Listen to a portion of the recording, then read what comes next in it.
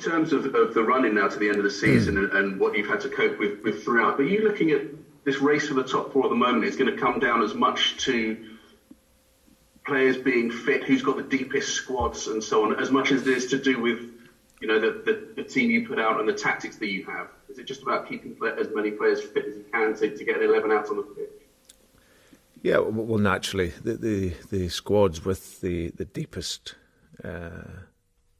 numbers of players, and of course the ones that are injury free, then of course that can be a huge advantage when there are so many games so tightly together, and in such a unique season. That is something that of course aids the process in getting results, but it's not to say you can't, and for us there's still such a long way to go. 11 games is a lot of games to play, but you can only focus on the next one.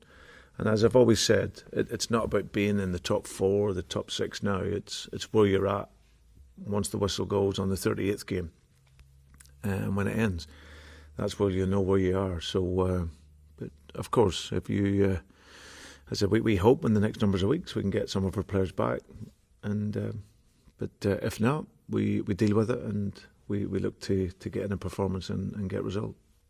Useful having players like Kelechi Iheanacho, though. He really knows how to come up and score important goals.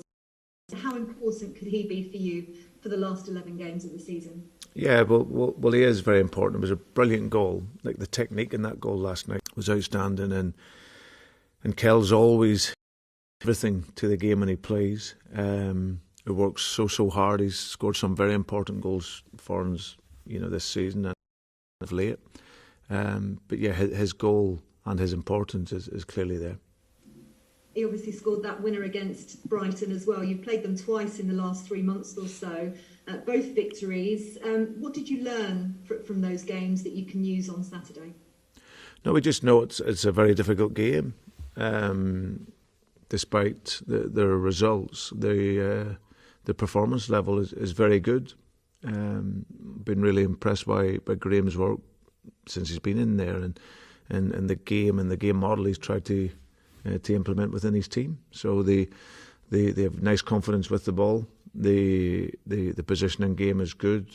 They circulate the ball at good speed. They get good numbers going forward, and they want to attack the game. So yeah, we will be ready and prepared for a tough game. Bearing in mind what happened with them at the weekend, does it make them a little bit more of a difficult prospect, if you like, because they'd be hurting from that and want to win even more, but also it sucked them down into a battle at the bottom, so they desperately need points. Does that make them a tougher opponent in many ways?